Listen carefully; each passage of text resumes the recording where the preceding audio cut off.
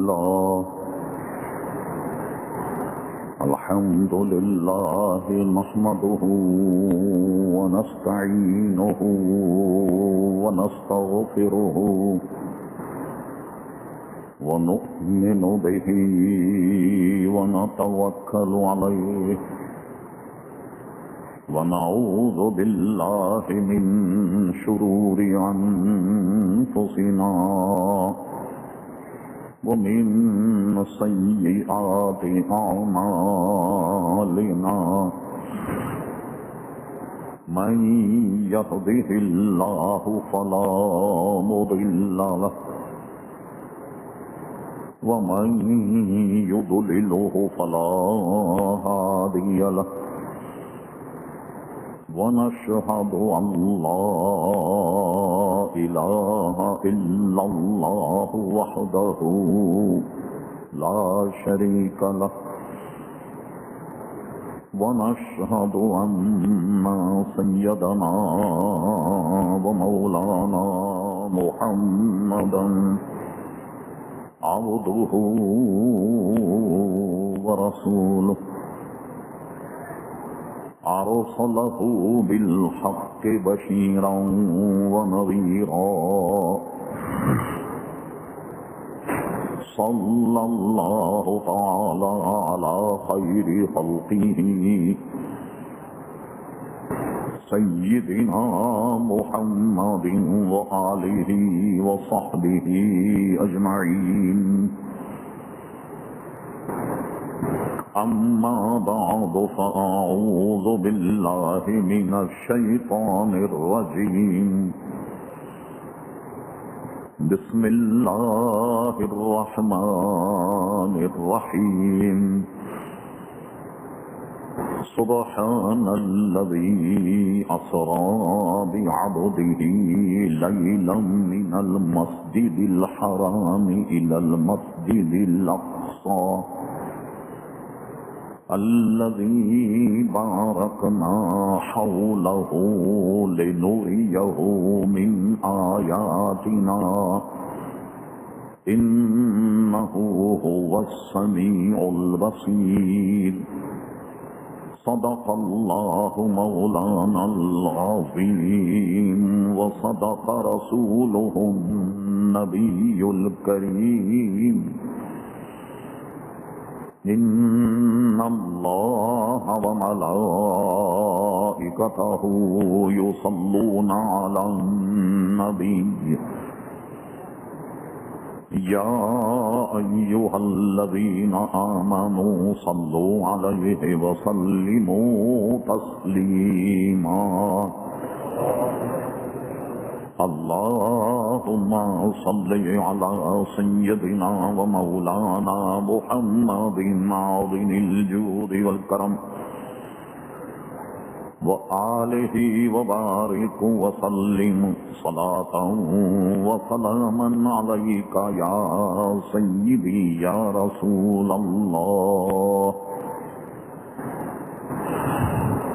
محترم حضرات، یقیناً آپ کے علم میں ہے کہ یہ مہینہ رجب المرجب شریف کا چل رہا. اسلامی تاریخ کے اعتبار سے کئی واقعات اور کئی چیزیں اس میں زیر بحث لائی جا سکتی ہیں، لیکن عموماً اس مہینے میں اہل سنت و جماعت کے یہاں اس مہینے کی 6 تاریخ کو حضور خواجہ غریب نواز رضی اللہ تعالیٰ عنہ کا وصال ہوا. 6 رجب 627 ہجری آپ کا وصال.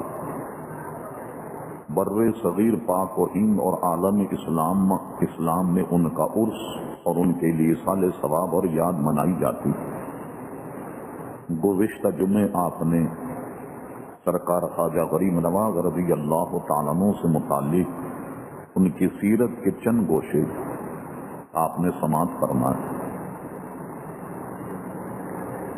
اسی مہینے میں 22 رجب شریف کو عموماً مسلمانوں میں اہل سنت میں رواج ہے حضرت امام جعفر صادق رضی اللہ تعالیٰ عنہ کے لیے ایصال ثواب کیا جاتا ہے،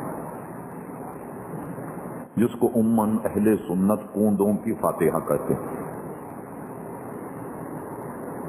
اس مہینے کی 27 تاریخ کو ایک عظیم واقعہ رونما ہوا، جس کا تعلق عظمت مصطفیٰ صلی اللہ تعالی علیہ وسلم یعنی 27ویں شب نبی کریم صلی اللہ علیہ وسلم کو معراج شریف کرائی گئی اور آپ مسجد حرام سے مسجد اقصی تک گئے اور سارے آسمان کی سیر کرائی گئی، عرش پر گئے، یہاں تک کہ اللہ تبارک و تعالیٰ کا دیدار اپنی سر کی آنکھوں سے کیا۔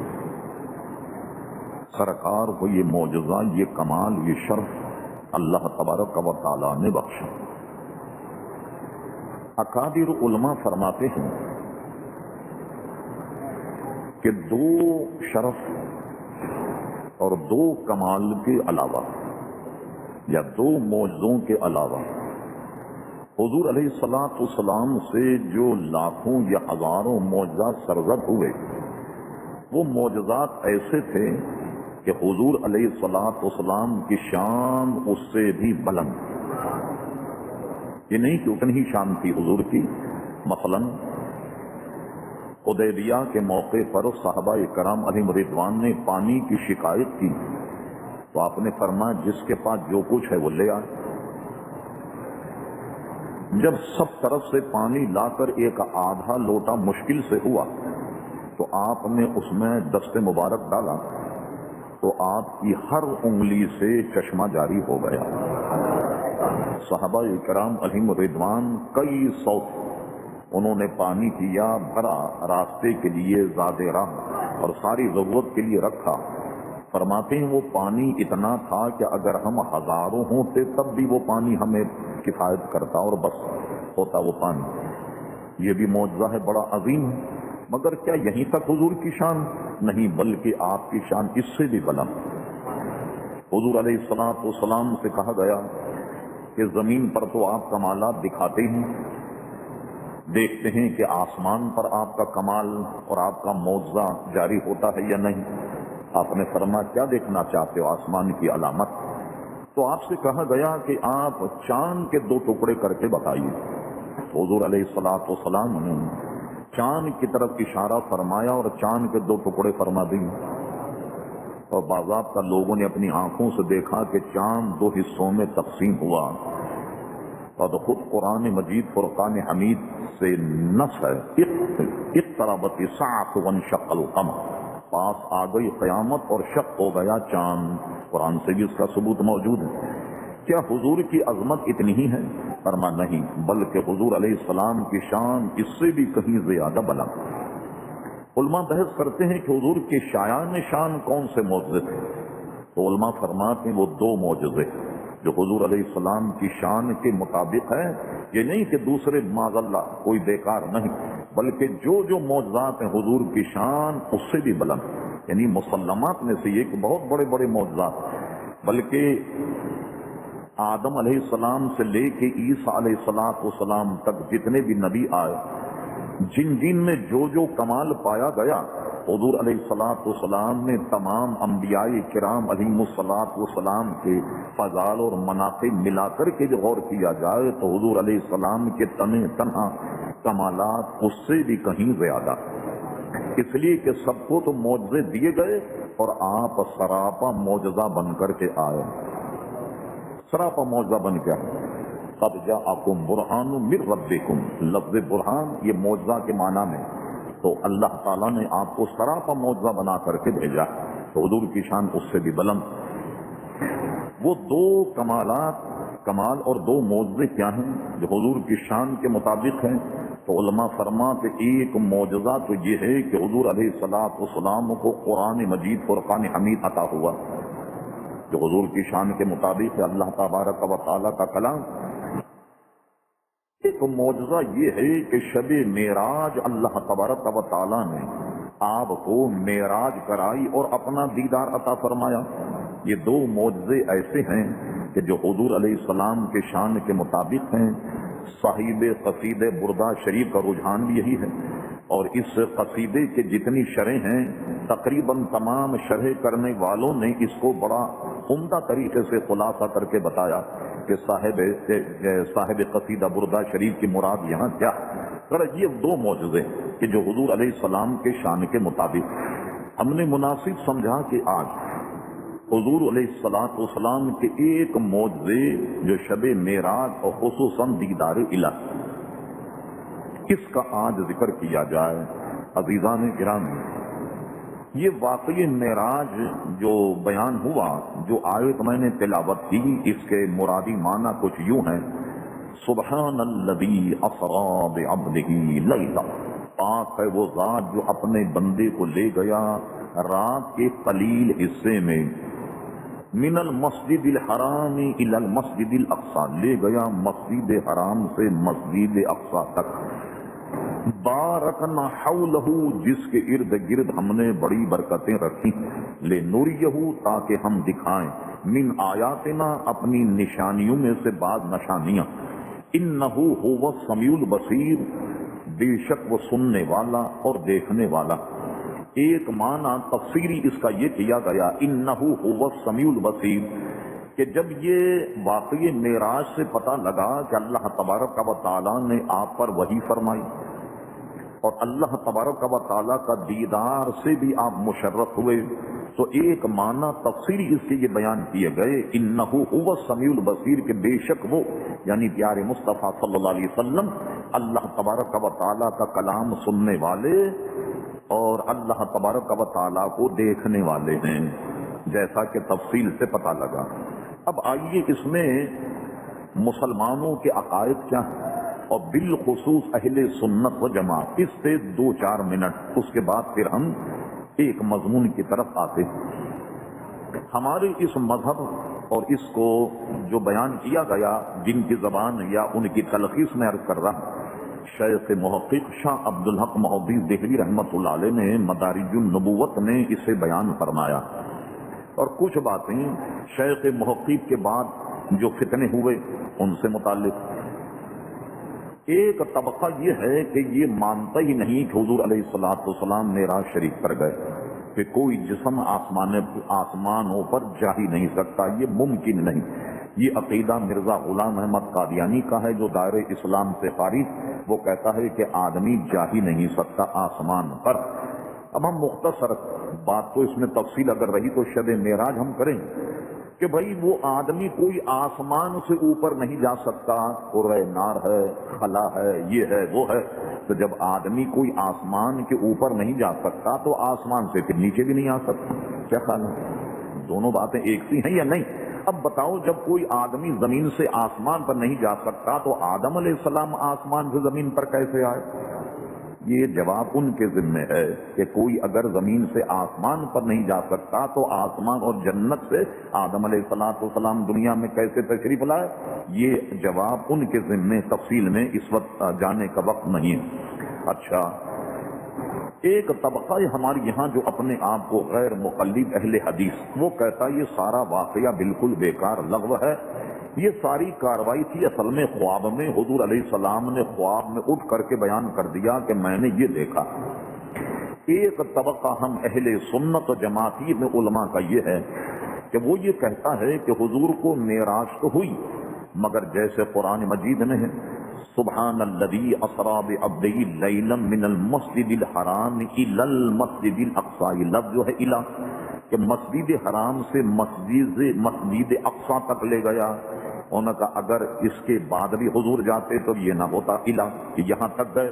اسی لیے بعض علماء نے اس کا جواب دینے کے لیے ترجمہ یہ کیا کہ سبحان الذی اسری بعبدہ لیلا من المسجد الحرام الی المسجد الاقصی، مسجد حرام سے مسجد اقصی کی جانب لے گیا. انہوں نے تک کا ترجمہ اس لیے نہیں کیا کہ آگے بھی حضور علیہ السلام کا سفر، یہ تو ایک تفسیری ان کا جواب تھا. وہ کہتے ہیں کہ بس مسجد اقصی گئے اور اس کے بعد یہاں تشریف لے آئے. ایک طبقہ جس سے ہم اور آپ تعلق رکھتے ہیں اس کا نظریہ شیخ محقق اور ملا علی قاری، قاضی عیاض وغیرہ یہ سب مؤیدین ہیں، بلکہ ابن کثیر نے 22 صحابہ کرام علیہم رضوان کے نام بھی لکھے کہ وہ بھی جسمانی معراج کے قائل، اور یہاں تک کہ آسمانوں پہ حضور علیہ الصلوۃ والسلام تشریف لے گئے، اور جمہور صحابہ کرام امت کا اس پر اجماع ہے۔ سلام جسم اور جسمانیت کے ساتھ مسجد حرام سے مسجد اقصی تک گئے، اور اس کے بعد حضور علیہ الصلوۃ والسلام آسمانی معراج پر تشریف لے گئے، اور ایک قول یہ ہے ہمارے یہاں کہ عرش پر بھی آپ گئے، اور عرش سے آگے لا مکان گئے، اور اللہ تبارک و تعالیٰ کا دیدار اپنی آنکھوں سے کیا، اور جیسے گئے واپس اسی طرح تشریف لائے۔ یہ اس کا خلاصہ ہے جو شیخ محقق شاہ عبدالحق محمودی دہلوی نے لکھا، یا ملا علی قاری نے شفا شریف کی شرح میں لکھا، امام جلال الدین سیوطی رحمۃ اللہ علیہ کا نظریہ یہی ہے، ابن کثیر نے بھی اس کی تائید کی ہے، دیگر معاملات اپنے موقع پہ بیان کیے جائیں۔ یہ ہے شیخ محقق، اور امت کا اجماع اس پر بھی ہے، اہل سنت کا مطلقاً جو معراج کا قائل نہیں ہے، یعنی یہ کہے کہ حضور کو مطلقاً معراج نہیں ہوئی، فرماتے ہیں چونکہ نص قرآن کا اس نے انکار کیا تو ایسا آدمی جو مطلقاً معراج کو نہیں مانتا، کچھ ہوا ہی نہیں، بیکار ہے سب لفظ، تو ایسا آدمی دائرہ اسلام سے خارج ہے۔ کہ جو یہ کہے کہ حضور کو معراج نہیں ہوئی، وہ صرف معراج کے انکار کی وجہ سے نہیں، اس نے قرآن مجید کی آیت کا انکار کیا، سبحان الذی اسری بعبدہ لیلا من المسجد الحرام الی المسجد الاقصی، نص کا انکار کر رہا، اس وجہ سے وہ دائرہ اسلام سے خارج ہے۔ یہ چند نظریات ہیں جو آپ اپنے ذہن میں رکھیں، اور یہ پتہ رہے آپ کہ اہل سنت و جماعت کا اس میں نظریہ کیا ہے، اور اس کے دلائل شیخ محقق شاہ عبدالحق محمودی دہلوی کی مدارج النبوت، ان کا مطالعہ کیا جا سکتا۔ اب آئیے حضور علیہ السلام مسجد اقصی گئے، تمام انبیاء کرام علیہم الصلوۃ والسلام کو نماز پڑھائی، اور اس کے بعد میں حضور علیہ السلام آسمانی معراج پر گئے۔ آسمانی معراج پر جانے کے بعد حضور علیہ الصلوۃ والسلام سدرہ پر گئے، تمام انبیاء کرام جو موجود ہیں روایتوں میں ان سے ملاقات کی، اور سدرہ پر پہنچے۔ سدرہ پر جبریل امین نے آپ کا ساتھ چھوڑ دیا اور کہا آگے تو آپ کا مقام، اگر میں بال برابر بھی آگے بڑھا تو تجلیات الہی سے جل کر خاک تر ہو جاؤں گا۔ حضور علیہ الصلوۃ والسلام آگے بڑھے، جب حضور علیہ الصلوۃ والسلام آگے بڑھے تو اس سے کم اس بات کا پتہ لگ گیا کہ جبریل امین جو ایک معزز مکرم فرشتہ، جو فرشتوں کا رسول بھی ہے، یعنی یہ جبریل جو ہیں یہ فرشتوں کے رسول، جیسا کہ عقیدہ بھی ہمارا یہی ہے اور قرآن کے نص سے بھی یہی ثابت، اس لیے کہ سورہ مریم میں ہے کہ جبریل علیہ الصلوۃ والسلام جب حضرت مریم کے پاس آئے، انہوں نے اپنی جانب ایک حسین اور جمیل بشر انسان کو اپنی طرف آتے ہوئے دیکھا، وہ سہم گئیں، پارسا بیوی تھیں، انہوں نے اس آدمی سے پوچھا تم کون؟ انہوں نے کہا مت گھبراؤ، انا رسول ربک، میں اللہ کی طرف سے رسول تمہارے پاس آیا ہوں۔ کہ تم کائے کے لیے آئے؟ ان کا لی احابا لکے غلامن زکیہ، میں اس لیے آیا ہوں تاکہ میں تمہیں ستھرا بیٹا عطا فرماؤں۔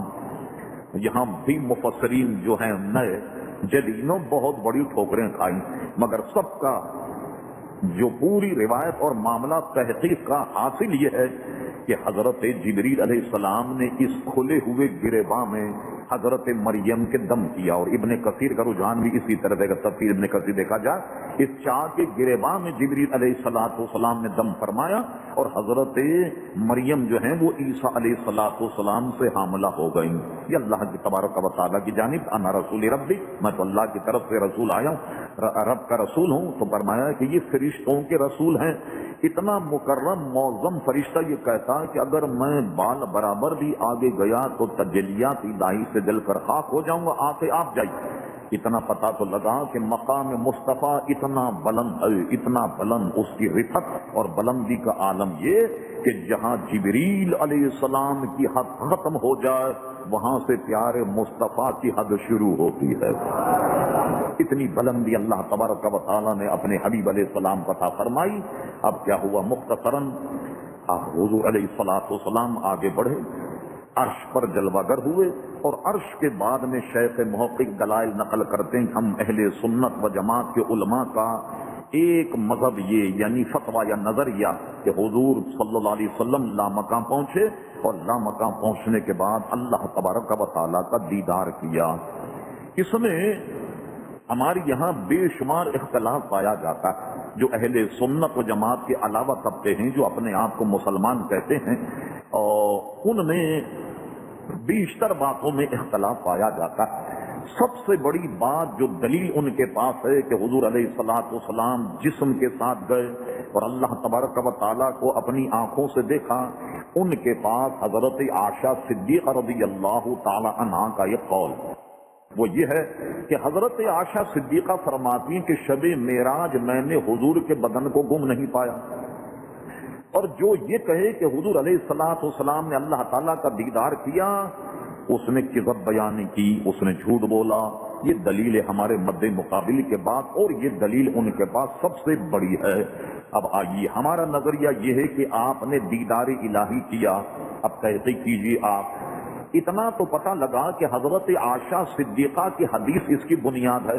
اب آئیے ہم حضرت عائشہ صدیقہ کی زندگی پر دو ایک جملے کہ آپ کے ذہن میں بیٹھ جائیں ہم بیان کرتے ہیں. حضرت عائشہ صدیقہ رضی اللہ تعالی عنہا سے حضور علیہ السلام کی منگنی مکہ مکرمہ میں ہوئی.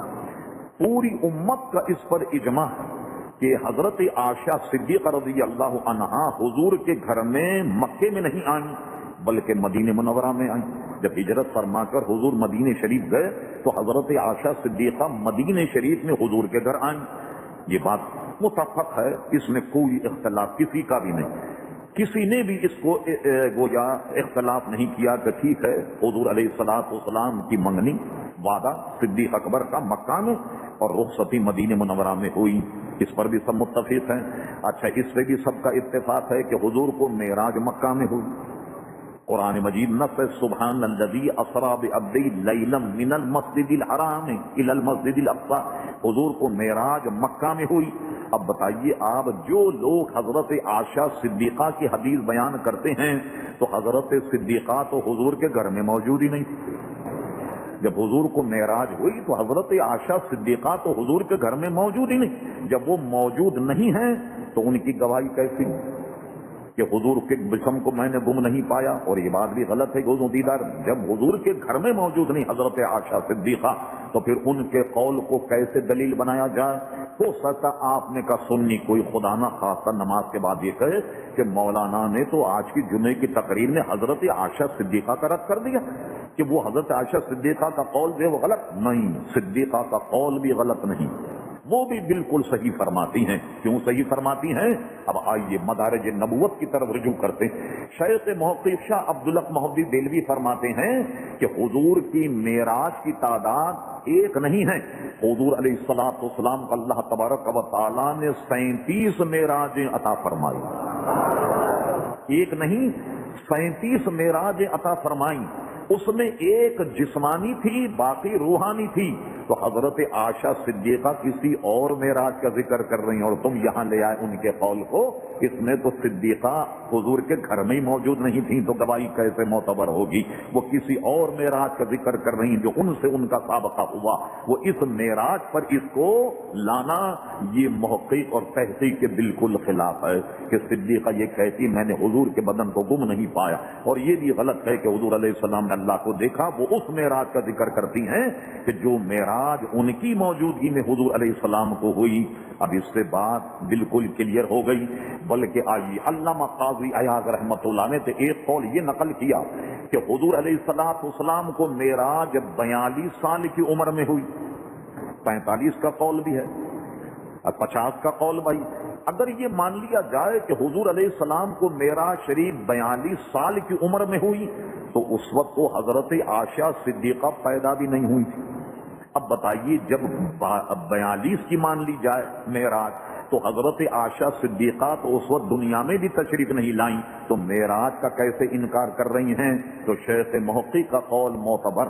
کیا مطلب کہ حضرت عائشہ صدیقہ کسی اس معراج کا ذکر کر رہی ہیں جن کا واسطہ ان سے پڑھا، اس معراج کا نہیں جس کا تذکرہ ہم کر رہے ہیں جو حضور کی جسمانی معراج ہے جو 50 اور 51 سال کی عمر میں ہوئی. بات بالکل بے غبار ہو جاتی اگر عدل انصاف کی نظر سے دیکھا جائے. اب آئیے ہم بہت مختصر وقت اللہ تبارک و تعالیٰ کا دیدار، اس میں سب سے بڑا معاملہ یہ ہوا، کیا حضور علیہ السلام نے اللہ کا دیدار کیا ہے؟ کہتے ہیں وہ تو جہت سے پاک، وہ تو مکان سے پاک ہے، یعنی یہ کہ کوئی شے کو اگر آپ دیکھیں تو جب ہی دیکھیں گے جب آنکھیں آپ کی احاطہ کر رہی، یہ تو ہم اس مسجد کو ایک آنکھ سے پوری طرح نہیں دیکھ سکتے کہ ادھر دیکھیں تو ادھر کا حصہ نہیں نظر آ، ادھر کا نہیں، باہر کا نظر نہیں آ رہا، تو اللہ تبارک و تعالیٰ کی ذات کو یہ آنکھیں کیسے دیکھ سکتی ہیں؟ عزیزان گرامی، حقیقت یہ ہے کہ جیسے حضور علیہ السلام نے دیکھا، یہ دیدار الہی کا معاملہ ہے، اس لیے اس پہ علماء نے اپنی زبانیں بند کی، جیسے دیکھا وہ حضور ہی جانے کہ کیسے دیکھا۔ اب یہی نہیں بلکہ میں عرض کروں گا کہ ہر مسلمان کل قیامت میں حضور کے صدقے اسے اللہ تعالیٰ کا دیدار ہوگا۔ اب وہ کیسے دیدار ہوگا؟ بعض علماء نے دلائل دیتے دیتے دیتے آخری نے اس پر قلم توڑ دیا کہ میاں جب دیکھیں گے تو بتائیں گے کہ کیسے ہوا، اس لیے کہ اللہ تعالیٰ کی ذات اتنی الگ اور ایسی ہے کہ اس کو کسی دماغی برتن میں سمونا عزیزان گرامی ممکن ہی نہیں ہے، اور یہ عقائد کا معاملہ ہے، بعض ایسے عقائد جو آدمی کے سمجھ میں نہیں آتے، اس لیے فرمایا کہ اس میں خاموش ہو جاؤ۔ اب آئیے اللہ تبارک و تعالیٰ کا دیدار، حضرت عبداللہ ابن عباس رضی اللہ عنہما کی حدیث اس پر قول فیصل، اور وہ یہ ہے کہ وہ فرماتے ہیں کہ حضور علیہ الصلوۃ والسلام نے اللہ تبارک و تعالیٰ کا دیدار اپنی سر کی آنکھوں سے کیا، اور ایک روایت میں یہ ہے کہ 2 مرتبے کیا اللہ تبارک و تعالیٰ کا دیدار۔ 2 مرتبے کیسے کیا؟ فرماتے ایک مرتبے اپنی آنکھوں سے کیا اور ایک مرتبے حضور علیہ السلام نے دل کی آنکھوں سے کیا۔ 2 مرتبے اللہ تبارک و تعالیٰ کا دیدار حضور علیہ الصلوۃ والسلام نے عزیزان گرامی کیا، اور کل قیامت میں اللہ تبارک و تعالیٰ ہر مسلمان کو اللہ اپنے حبیب کے صدقے میں دیدار عطا فرمائے گا، اور کچھ اشارہ قرآن کی اس آیت میں بھی ملتا ہے، کان یرجو لقاء کے معنی ملنے کے ہیں، ملاقات کے، لقاء ربہ فلیعمل عملا صالحا، پس جو تم نے اس بات کو پسند کرتا ہو اسے اللہ کی لقاء حاصل، اللہ کی رضا اور اللہ کا دیدار حاصل ہو، پس اس کو چاہیے کہ جب عمل کرے تو للہیت کے ساتھ کرے، مخلص ہو کر کے کرے، اخلاص کے ساتھ عمل کرے، اور ولا یشرک بعبادت ربی احدا، اور اپنی عبادت میں یہ تمنا نہ رکھے کہ مجھے کوئی دیکھ رہا ہے یا نہیں، اس میں تسنن نہ ہو، ریاکاری نہ ہو، تو ایسے شخص کو کل اللہ تبارک و تعالیٰ دیدار عطا فرمائے گا۔ اب 1-2 باتیں وقت کی تنگی کے اعتبار سے، باقی ہم انشاءاللہ شب معراج انشاءاللہ کریں گے، وہ یہ ہے کہ دیدار الہی یہ کتنی بڑی عظمت ہے، اللہ تبارک و تعالیٰ کا جمال یہ ہماری عقل سے بالکل ورا ہے۔ ہم ذرا مخلوق کی بات کرتے ہیں، جو اللہ تبارک و تعالیٰ نے مخلوق کو جو حسن اور جمال عطا فرمایا، جیسے کہ فرمایا هو الذی یصورکم فی الارحام کیف یشاء، اللہ تبارک و تعالیٰ نے، اللہ تبارک و تعالیٰ تمہاری ماؤں کے ارحام میں تمہیں ویسا بناتا ہے جیسا وہ چاہتا ہے۔ آپ اس دنیا میں دیکھیے، ایک سے حسن و جمال والا آدمی ملے گا، ایک سے حسن و جمال کی خواتین ملیں گی، مگر حسن و جمال جو اللہ تبارک و تعالیٰ نے سب سے سمیٹ کر جو پیارے مصطفیٰ کو عطا فرمایا، مخلوق میں حسن و جمال وہ کسی کو بھی اللہ تبارک و تعالیٰ نے عطا نہیں فرمایا۔ جیسا کہ فرما خلقت مبرأ من کل عیب کأنک قد خلقت کما تشاء، ہر شخص کو تو اللہ تبارک و تعالیٰ نے اپنے مرضی سے پیدا فرمایا، اور اپنے حبیب کو بنانے کے لیے فرمایا کأنک قد خلقت کما تشاء، اے حبیب علیہ السلام آپ کو رب نے ویسا بنایا جیسا آپ نے چاہا۔ اور یہ شعر حسان ابن ثابت نے نعتیہ کلام نے نبی کریم علیہ الصلوۃ والسلام کے سامنے پڑھا، اور حضور نے اس پر سکوت فرمایا۔ فن حدیث کے اعتبار سے اس کو علماء محدثین کہتے ہیں، یہ حدیث کے وہ قسم ہے جس کو حدیث تقریری کہتے ہیں، یعنی کہیں تو کسی اور نے بات، مگر وہ حدیث اس لیے بنی کہ وہ غلط ہوتی تو حضور منع فرما دیتے کہ تم غلط کہہ رہے ہو۔ جب سن کر حضور نے سکوت فرمایا تو علماء فرماتے یہ بھی حدیث ہے، اور اس کو حدیث تقریری کہا گیا۔ یہ حسن و جمال، یوسف علیہ الصلوۃ والسلام کے حسن و جمال کو تو آپ نے سنا ہوگا کہ جب زلیخا سے اس کی سہیلیوں نے کہا وہ کیسا آدمی جس کا ذکر تو ہر مرتبہ اٹھتے بیٹھتے کرتی، اس کے حسن و جمال کے قصے کہتے کہتے تو تھکتی نہیں ہے، انہوں نے کہا میں تمہیں بتاتی ہوں، آؤ ساری خواتین اپنی سہیلیوں کو جمع کیا، اور یہ واقعہ قرآن مجید میں موجود ہے سورہ یوسف میں. اس کا اجمال یہ کہ سہیلیوں کو جمع کرنے کے بعد ان کے ہاتھ میں دیے پھل. معروف یہ ہے کہ ان کے ہاتھ میں لیمو تھا، اور بھی اقوال. ان سے یہ کہا کہ ہم یوسف علیہ السلام کے حسن کو بے نقاب کریں گے، اور تم ان کے حسن کو دیکھ کر یہ لیمو کاٹنا. اب کیا ہوا، چھریاں سب کے ہاتھ میں، لیمو بھی ہیں. یوسف علیہ السلام کا حسن جب بے نقاب کیا اور سہیل کا تم کاٹو لیمو، انہوں نے لیمو کاٹا، لیمو کٹ گیا اور انگلیاں کاٹنے لگ گئیں، اور انہیں پتہ ہی نہیں لگا کہ انگلیاں کاٹ رہی، چھری پھیر رہی. اور جمال یوسفی کو دیکھ کر کہنے لگی یہ تو آدمی نظر نہیں آتا، یہ تو ملک کریم ہے، تو وہ آسمانی فرشتہ جو زمین پر نازل ہو گیا. تو یوسف علیہ السلام کے حسن کو دیکھ کر لیمو کی انگلیاں کٹ گئیں، احساس بھی نہیں، تکلیف بھی نہیں ہوئی. تو یوسف علیہ السلام کا حسن ان کے قلب و جگر، ان کے ذہن، ان کے فہم و فراست پر ایسا غالب آ گیا کہ انگلیاں کٹنے کے باوجود انہیں احساس نہیں ہوا. اسی کو اعلیٰ حضرت امام اہل سنت فاضل بریلوی فرماتے ہیں، حسن یوسف پر کٹی مصر میں انگشت زنان، زنان زن کی جمع، انگشت زنان سر کٹاتے ہیں تیرے نام پہ مردان عرب. کہتے ہیں یوسف علیہ السلام کے حسن کو دیکھ کر خواتین نے اپنی لیمو کاٹ کر انگلیاں بھی کاٹ لی. وہ تو حسن و جمال کو دیکھ کر انگلیاں کاٹ لی انہوں نے. اور یہاں فرق کیا ہے اور کیجئے، کہتے ہیں وہاں مصر کی عورتیں تھیں اور یہاں عرب کے مرد ہیں. بھائی مرد تو نسبتاً مضبوط ہوتا ہے خواتین سے یا نہیں؟ یہ الگ بات ہے کہ آج کی خواتین بڑی مضبوط ہو گئی ہیں. اللہ اکبر. وہ کہتی ہیں برابر کے حقوق دیے جائیں. کیا سمجھے آپ؟ اگر مرد 4 شادی کرتا ہے تو ہمیں بھی 4 شادی کی اجازت دی جاؤں. کم بخوں سے پوچھو کہ ایک شوہر کے ساتھ اگر تم مصروف ہو تو باقی 3 شوہر کیا کریں گے؟ پاپڑ بیلیں گے. اولاد ہوگی تو کیسے طے ہوگا کہ تم میں چاروں میں سے کس کی اولاد؟ یہ منہ پھٹ آج کل کی عورتیں ہیں. کسی کو اکبر کہتا تھا سوچتا ہوں کیا کریں گی علم پڑھ کر بیویاں، اجی بیویاں شوہر بنیں گی اور شوہر بیویاں. تو آپ نے دیکھا کہ آج کل کی بیویاں شوہر بن گئی اور شوہر بیویاں بن گئے، بچوں کو گھر میں سنبھال رہے ہیں. خواتین جا کر کما کر کے لاتی ہیں تو حضرت صاحب کھاتے ہیں، یوں سمجھ لیں آپ. تو یہ خواتین جو ہیں یہ آج کل مرد بن گئی. اللہ اکبر. مرد نسبتاً مضبوط ہوتا ہے تو وہاں خواتین، یہاں مرد. اور وہاں یوسف علیہ السلام کا جمال سامنے، اور یہاں صرف پیارے مصطفیٰ علیہ السلام کا نام. وہاں انگلیاں کٹ رہی اور یہاں صحابہ کرام نے حضور کے نام پر گردنیں کٹا دی. یہ کیسا حسن و جمال ہوگا کہ سر کٹاتے ہیں تیرے نام پہ مردان عرب. وہاں حسن موجود ہے، یہاں صرف نام. وہاں انگلیاں، یہاں گردنیں. وہاں عورتیں ہیں اور یہاں مرد ہیں. یہ ہے پیارے مصطفیٰ علیہ السلام کا صلاۃ والسلام کا حسن و جمال. اور آگے بڑھیے تک کہ بات سمجھ میں آ جائے، ایک ذہن میں شوق اور ذوق رہے کہ کل ہم نے اگر اعمال درست ہوئے، پیارے مصطفیٰ کے دامن سے وابستہ رہے، غلامی خطا کیا، تو سن لو کل مصطفیٰ کا دیدار بھی ہوگا، ان کے صدقے میں اللہ کا دیدار بھی ہوگا. یہ بات ذہن میں ذوق اور شوق کے بٹھانے کے لیے میں یہ بات عرض کرتا ہوں. اور ذرا سا آگے پڑھیے. سبحان اللہ. میں نے حضرت جنید بغدادی کا واقعہ ایک جگہ پڑھا، بڑا عجیب ہے. اگر وہ میں سمجھانے میں آپ کو کامیاب ہو جاؤں تو بات سمجھ میں آ جائے. حضرت جنید بغدادی کی خدمت میں ایک خاتون آئی اور اس نے کیا کہا، کہنے لگی یا جنید، یا شیخ، میرا شوہر مجھے چھوڑ کر دوسری عورتوں کے ساتھ رنگ رنگیلیاں کرتا ہے، رات بھر غائب رہتا ہے، صبح آتا ہے. جیسے آج کل کے شوہر بھی بعض ایسے ہی کرتے ہیں، رات بھر غائب رہتے ہیں، صبح آتے ہیں. تو وہ میری طرف توجہ ہی نہیں دیکھتا.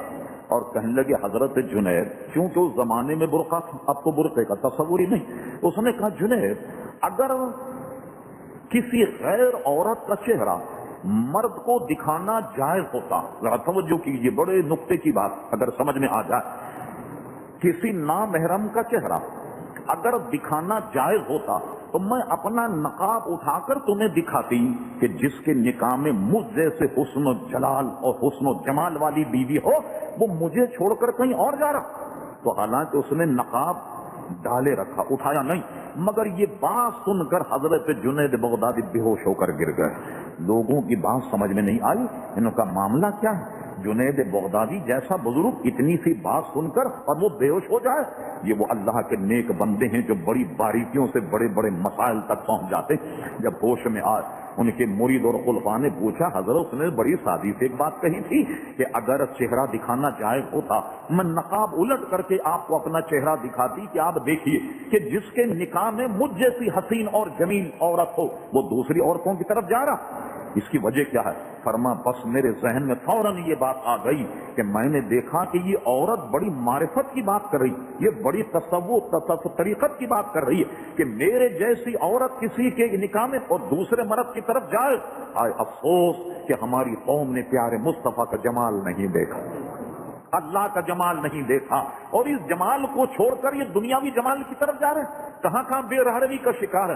کاش کہ اس جمال کو دیکھ لیتے تو دنیا کے سارے جمال ان سے بالکل ہیج ہو کر رہ جاتے، وہ دنیا میں اتنا نہیں کھوتے اور دنیا میں اللہ اللہ کر کے پیارے مصطفیٰ کے جمال اور خالق اور مالک کے جمال کے متمتی ہوتے، مگر افسوس یہ دنیا ہی میں مشغول ہو کر کے رہ گئے۔ اقبال اس کو اپنی زبان میں کہتا، کافر کی یہ پہچان آفاق میں گم ہو، یہ تو کافر ہے جو دنیا میں گم ہو جاتا، دنیا ہی دنیا، رات دنیا، صبح دنیا، شام دنیا، سوتے وقت دنیا، اٹھتے وقت دنیا، تو کافر۔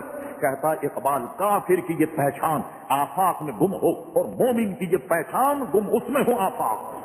ارے مومن کی پہچان تو یہ کہ اس میں دنیا گم ہو جاتی اور تم دنیا میں گم گئے، یہ تو کافر ہے کہ جو آخرت کا اس کو ثمر چاہیے نہیں، سب کچھ اسے دنیا میں چاہیے، وہ اس لیے دنیا میں گم ہے، اور مومن کی شان تو ہے کہ دنیا اس میں گم ہو جاتی ہے۔ کہا میں اس لیے میرے ذہن سے ایک ایسا جھٹکا لگا، کاش کہ ہماری قوم اللہ اور اس کے رسول کے جمال کو دیکھ لیتی پھر دنیا کی طرف جو ہے وہ مائل نہیں ہوتی۔ یہ تو جنید بغدادی نے یہ رمز سمجھائی۔ اب آئیے مولانا روم نے اسے کیسے سمجھایا، یہ وقت بہت ہو گیا، مولانا روم اس کو سمجھاتے ہیں اسی مسئلے کو اپنی زبان میں۔ ایک اوباش قسم کا لچر قسم کا مرد اور ایک حسین اور جمیل عورت کے پیچھے لگ گیا، ذہن میں یہ بات رہے کہ ہم نے اللہ کے رسول اور اس کے جمال کو چھوڑ کر ہم دنیا میں مشغول ہو گئے، تو وہ اس کے پیچھے پیچھا کرتا رہتا۔ وہ عورت بیچاری تھی بہت شریف، مولانا روم کہتے ہیں وہ تنگ آ گئی۔ ایک مرتبہ اس خاتون کو اس نے کیا کیا، پکڑ لیا، اور پکڑنے کے بعد کہنے لگا، آج کل بھی یہ سین تو آپ دیکھ رہے ہیں، ڈراموں نے، الیکٹرانک میڈیا نے ہمیں اتنا ماہر کر دیا کہ یہ منظر ہر گلی میں آپ کو نظر آئے۔ وہ خاتون کے پاس جانے میں کہنے لگا، دیکھو میں تمہارے بغیر نہیں رہ سکتا، تمہارے بغیر مجھے کچھ نہیں چاہیے، تمہارا جمال میں نے دیکھ لیا، تب کوئی جمال میرے آنکھوں کے سامنے آتا ہی نہیں، تمہاری بغیر میری زندگی محال، تمہارے بغیر میرا جینا حرام۔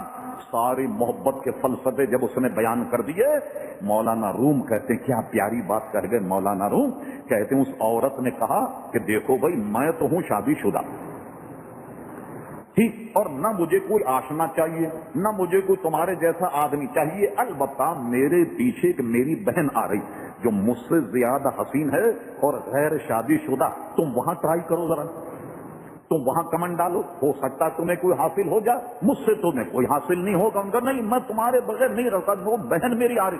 اس نے پیچھے مڑ کر دیکھا، اس نے سوچا کوئی اس سے بھی تگڑا مال آ رہا، اس نے پیچھے مڑ کے دیکھا، مولانا کے خاتون ایک لات ماری، اس کہنے لگتا مت کہیں کا، ابھی تو یہ کہہ رہا تھا تیرے بغیر گزارا نہیں ہوگا، تیرے بغیر زندگی محال، تیرے بغیر تو میں مر جاؤں گا، تیرے بغیر وہ تو پیچھے مڑ کے کیوں دیکھا؟